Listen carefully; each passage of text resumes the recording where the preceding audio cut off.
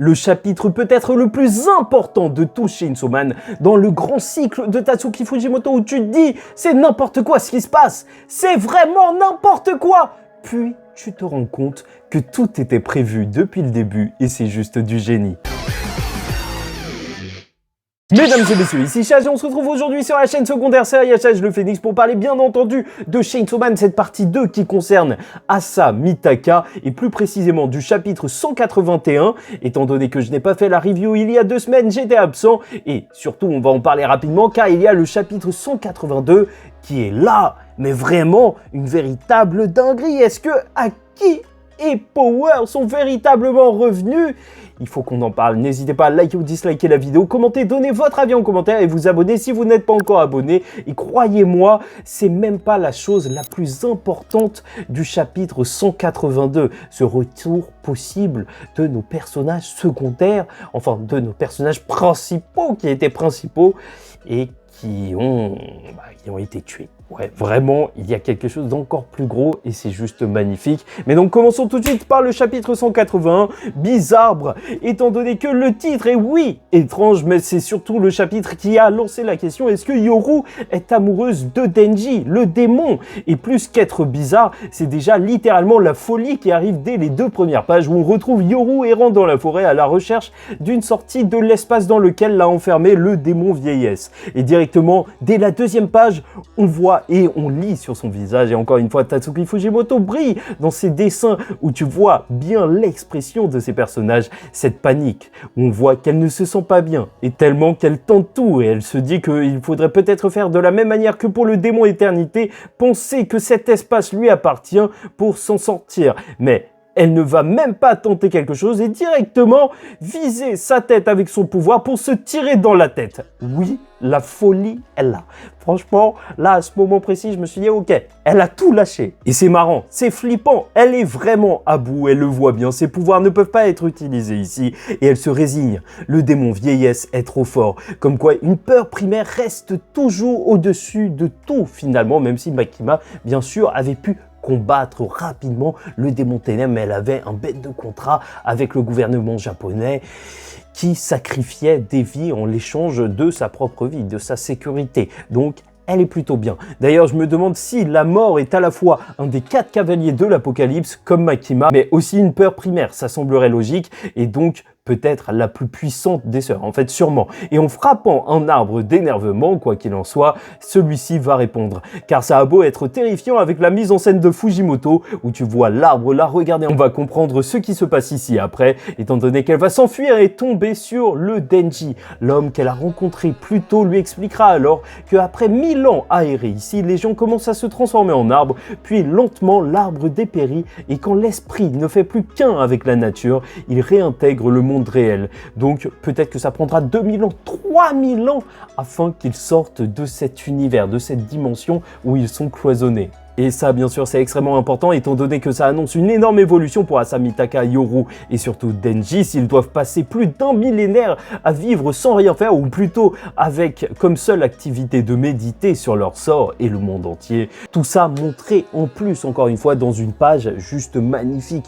Une belle page de paysage montrant la forêt et les arbres tout en étant en réalité des personnes transformées. Et il semblerait bien que cette évolution de personnages forcée par le démon vieillesse qui trouvait Yoru et le Chainsaw Man trop puéril va vraiment commencer, car alors que Yoru blâme Denji et le frappe au sol en l'accusant de la situation, car tous les démons tordus en ont après lui, Denji va se mettre à parler, disant qu'autour de lui, les personnes terminent toujours mal, et il veut juste s'excuser et méditer. Et souffrir, bien sûr. C'est le châtiment qu'il pense mériter pour être un obsédé qui ne pense jamais à rien. Et bon, est-ce que, encore une fois, on va penser que Denji va changer? Il ne va pas changer du tout, et au final, rien ne va évoluer, je ne pense pas, parce que cette fois, il a une personne à ses côtés, Asa Mitaka et Yoru, bien sûr. Surtout qu'on nous aura laissé avec un gros cliffhanger, étant donné que Yoru va l'embrasser en cette fin de chapitre 181. Et bon, c'est surprenant car Asa aime Denji, mais Yoru, c'est autre chose normalement. Est-ce que c'est une manipulation pour le contrôler et le posséder? Je pense bien que oui, ou même peut-être qu'elle est induite, étant donné qu'ils partagent le même corps, Yoru et Asa Mitaka, elle partage partagent le même corps, donc ça doit affecter son attirance envers Denji, l'adolescence, les hormones. En même temps, aussi bien Asa que Yoru doivent se reconnaître en Denji, tout autour de Yoru s'effondre et meurt, RIP Yuko, enfin c'est plus pour Asa, et pour Yoru c'est littéralement son pouvoir, le pouvoir de la guerre, de sacrifier ce qui lui est cher pour devenir plus puissante. Donc dans tous les cas, leur relation semble plus profonde que ce qu'on pourrait croire, car ils se comprennent sûrement en perdant tout autour d'eux, Asa Mitaka, Yoru, Denji, enfin bref. Quoi qu'il en soit, Fujimoto nous marque toujours aussi bien par le dessin de ses émotions sur ses personnages, comme Yoru qui semble confuse avant d'embrasser Denji, et c'est là que c'est génial, Denji est au plus bas, arc d'amour éternel entre le Chainsaw Man et la guerre. Pas véritablement, c'est Chainsaw Man. Yoru va-t-elle se révéler être le démon de l'agression sexuelle? Mais bon, j'ai beau vous parler de développement de personnages alors qu'ils vont rester enfermés, là, on nous a aussi dit, via l'autre personnage qui est là depuis un bout de temps, déjà une 80aine d'années, qu'il y a aussi des personnes qui ont réussi à sortir grâce à un autre élément, et donc sûrement qu'on en reparlera par la suite, pas lors du chapitre 82, mais peut-être après. Au moins, ça fera moins de développement de personnages forcés, entre guillemets, et c'est là qu'on passe à la masterclass, le chapitre 182 de Chainsaw Man, un visage mignon. Et c'est du génie, c'est magnifique. Pourquoi? Parce que tout simplement, et c'est pour ça que j'ai vraiment envie de vous dire que ce chapitre est exceptionnel, le 182, car il nous dit les thèmes de Chainsaw Man. De la même manière que même un Gaara Rock Lee, tu vois, qui nous raconte toute l'histoire de Naruto juste en un combat, le pouvoir du travail acharné face au génie, c'est l'histoire de Naruto tout entière, même Magna vs Dante dans Black Clover, ou plus encore, plus récemment, peut-être quand Sukuna et Yuji ont eu leur conversation finale dans le manga Jujutsu Kaisen, là où il se passait un moment un petit peu hors du temps, franchement, ce sont des chapitres qui ont marqué l'histoire de leur manga par l'explication claire du thème de celui-ci, et c'est là qu'on retrouve Chainsaw Man lors de ce chapitre, là en pleine explication de quoi parle réellement Chainsaw Man. Et je trouve ça excellent. Mais on va détailler ça, t'inquiète pas si je reste un petit peu vague pour l'instant, étant donné que bien sûr, donc le chapitre va être sans réel combat, mais on va voir le thème, elle le réconforte en disant que pleurer ne l'aidera pas, ce bon vieux Denji, alors que c'est Yoru qui est aux commandes, et alors qu'il demande pourquoi elle l'a embrassé, elle avoue que son visage en train de pleurer était mignon. Ok, est-ce que c'est très mignon qu'elle dit ça, ou c'est glauque? C'est un peu glauque, ouais, ça fait peur un petit peu. Enfin bref, et elle recommence, mais Denji la repousse, car c'est à rien y comprendre. Pour lui, il se fait attaquer par la même personne qui vient l'approcher par la suite. Et en plus, s'il savait qu'il y avait deux personnalités, ça pourrait mieux passer, mais là, en plus, même s'il le savait, c'est toujours Yoru, la même personne qui fait ça, le démon. C'est même pas Asa Mitaka qui a repris le contrôle, enfin pour l'instant. Et Denji le dira, il est nul, dès qu'ils font des trucs, il ne pense qu'à ça et n'arrive plus à se concentrer. Et elle lui dit qu'elle est aussi un cas désespéré. Elle a perdu des êtres chers de la même manière que Denji autour de lui, mais ils peuvent s'en relever. Et je sais pas, ça a une vibe totalement de mensonge, ce qu'elle dit, comme si en fait elle essayait de manipuler Denji, et en même temps je n'ai plus confiance en ce démon depuis qu'elle a tiré sur les gens et qu'elle s'est moquée d'Asa Mitaka. Ça y est, Yoru, je n'y crois plus du tout, et c'est Asa Mitaka qui va justement reprendre le contrôle en se punchant elle-même. Imagine la scène vue de Denji qui ne doit rien comprendre, mais oui, elle a l'air d'une tarée, mais c'est intéressant. Et c'est là pour moi qu'on va avoir le cœur du chapitre, parce qu'elle va raconter son histoire à Denji, comment elle a amené à la mort de sa mère en tombant et qu'elle se sent coupable, qu'au final un démon ait mangé sa mère à cause d'elle-même, même si bon, on sait très bien que c'est des événements fortuits dans un certain sens, elle ne s'est jamais pardonnée, mais Chainsaw Man lui a appris une chose: dans le futur, il y aura des moments heureux qui nous attendent, et même si on doit passer par manger plein de burgers dégueulasses, bah ça en vaudra le coup. Bien sûr, c'est un énorme parallèle avec ce qu'il s'est passé plus tôt, justement, dans Chainsaw Man, et ça nous permet de mieux comprendre, en fait, toute l'histoire de Tatsuki Fujimoto et celle qu'il veut nous raconter, étant donné que lorsqu'ils affrontaient le démon chute, je vous le rappelle, donc, elle revivait des expériences qu'il avait fait tomber de manière traumatisante, entre guillemets, pas une réelle chute, de manière un petit peu plus imagée, et Denji, sous forme de Chainsaw Man, Soman lui avait dit que lui réussit à continuer à vivre car il a une chose pour laquelle il doit vivre,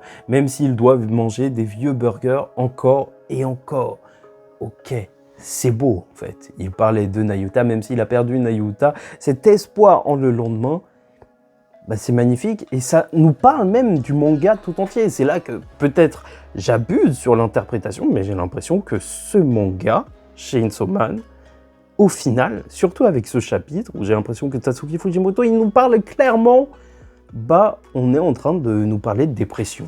Tout simplement, de comment surmonter la vie. Et c'est super intéressant quand on pense à Chainsaw Man de cette manière, étant donné qu'il y a quelque chose qu'on appelle le trouble dissociatif de l'identité, qui fait même que on peut, à travers des événements traumatiques, notre cerveau a tendance à se dissocier, mais ça revient nous hanter en rêve ou en cauchemar. Enfin, voilà, ça correspond tout à fait à Chainsaw Man avec cette autre personnalité du Chainsaw Man noir et même plus que ça, Asamitaka et Yoru, t'as l'impression que c'est un petit peu ça, tu vois, Yoru qui accomplit ce que Asamitaka veut faire mais de manière super sale et en fait elle se dit que c'est pas elle qui l'a fait réellement mais en même temps est-ce que c'est pas elle qui l'a fait réellement étant donné qu'ils partagent le même corps? C'est super intéressant et j'ai encore une fois, je vous l'appelle la théorie comme quoi Asamitaka et Yoru sont la même personne en tête. Je ne lâcherai jamais cette vieille théorie, mais qui sait, enfin dans tous les cas, c'est pour ça que j'apprécie énormément ce chapitre, juste cette mini discussion, pour moi elle veut tout dire, c'est le thème de Chainsaw Man, ce combat face à la dépression qui est tourné en blague dans un certain sens, mais qui t'invite tout simplement à travers ce message de Tatsuki Fujimoto donc à espérer le meilleur, que le courage, ça ira mieux. Une véritable notion d'espoir et je trouve ça super beau au final comme message pour Chainsaw Man. Après peut-être que c'est moi qui surinterprète, mais je trouve ce chapitre magnifique. Et alors qu'il va vomir quelque chose qui ressemble à une chauve-souris, c'est un démon et la neige va tomber car c'est bien le démon neige qui a dû sortir et ça c'est assez intéressant parce que ça veut dire que Denji peut vomir les démons, les concepts même sous forme humaine et ensuite ils reviennent et tu le connais, tu le sais, donc la neige, synonyme de grands moments dans Chainsaw Man.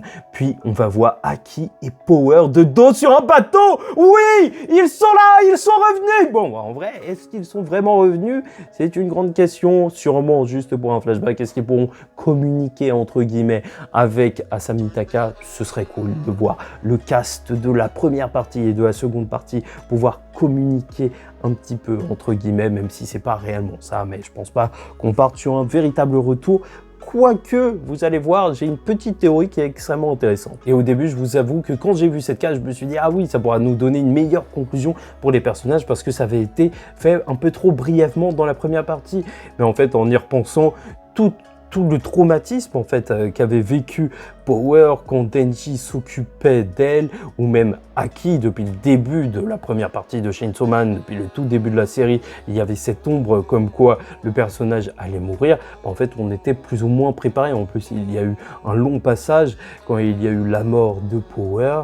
Donc, ça va, je pense que les personnages ont été assez développés à ce niveau-là, mais par rapport à comment Denji a surmonté leur mort par la suite, c'est vrai qu'on n'a rien vu en fait. Il y a eu la fin, le combat face à Makima, certes un petit moment où il a retrouvé un petit peu d'espoir, mais c'est passé assez vite et peut-être que là c'est l'occasion d'en parler plus en détail. Bon, Denji a littéralement en fait dans un sens vomi ses démons, ses traumatismes, cette neige et c'est pourquoi il y a déjà cette théorie qui dit que Pochita a tout fait en fait pour effacer les traumatismes de Denji et choisit bien les choses qu'il efface et c'est peut-être pas si bête que ça dans le sens où il y a des choses qu'il refusait d'effacer. Pochita, je vous le rappelle, ne voulait pas manger le démon vieillesse et peut-être que seuls les démons qui ont fait ou ont fait du mal à Denji dans un certain sens, donc ont été effacés pour protéger Denji. Il aurait mangé certains démons. Le démon Octopus, ça on le sait, Pieuvre et compagnie, je sais pas comment ça pourrait être lié à Denji, mais je sais pas, peut-être qu'un délire, tu connais, Denji sexuel, je sais pas quoi. Le démon bouche, est-ce que j'en parle? Il a tellement vomi, on lui a vomi dans la bouche, enfin bref, il a mangé des trucs dégueux. La neige, Voilà, et même l'amertume, qui sait si ça peut être aussi un petit peu plus imagé comme pour le démon chute et l'amertume de la vie ou je sais pas quoi, non, comme quoi peut-être que Pochita protège Denji depuis le début ou c'est n'importe quoi, je sais pas. En tous les cas, bien évidemment, si on voit Aki et Power de dos sur un bateau, ça nous rappelle bien entendu le chapitre 72 du manga où donc face au combat, après le combat face au démon ténèbres, Aki voulait voir la tombe familiale et ils sont donc partis en voyage de groupe et c'est peut-être le moment où le groupe était le plus soudé avant les grands événements de la fin et un passage assez intéressant car Aki, à ce moment-là, disait que chaque année, quand il faisait ce voyage pour rendre visite à la tombe de ses parents, c'était dur et traumatisant. Mais là, avec eux, vu qu'il le saoulait tout le temps, il n'a même pas eu le temps de ressentir ça. Une sorte de remerciement, donc, en quelque sorte, de la part de Aki. On l'a distrait, on l'a apaisé, peut-être une leçon de Tatsuki Fujimoto que, à plusieurs, partager et surmonter son chagrin est beaucoup plus simple. Et au final, c'est aussi ça l'histoire de Chainsaw Man. Un Denji qui cherche des relations sexuelles, ça, on le sait, mais ce qu'il cherche réellement à travers ça, c'est une connexion émotionnelle. Et bref, on termine par une petite théorie qui peut être assez intéressante et c'est sur ça que je vais vous laisser. Donc, lors de ce chapitre, Asa Mitaka disait qu'elle aurait aimé rencontrer un démon qui ait le pouvoir de voyager dans le temps, de revenir en arrière. Et au final, on ne sait toujours pas qui est le faux Chainsaw Man. C'est bizarre. C'est très bizarre. C'est très bizarre qu'on nous parle de voyage dans le temps, alors que c'est vrai que le monde humain semble terminer en apocalypse en ce moment. Je vous rappelle, avec tous les Chainsaw Man qui sortent de n'importe où, enfin, les démons feu, flamme, là, qui se transforment en Chainsaw Man, tous ceux qui ont fait un contrat avec lui. Donc, le monde est en feu et à sang. Et au final, est-ce qu'il n'y aurait pas un voyage dans le temps qui se prépare pour Chainsaw Man, comme si c'était pas déjà assez barré en plus. Je sais pas.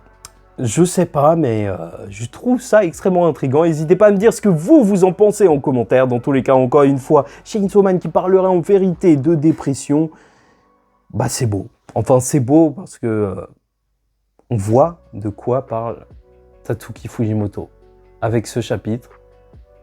Ça a approfondi ma vision de Chainsaw Man et je le trouve magnifique. Enfin bref, voilà.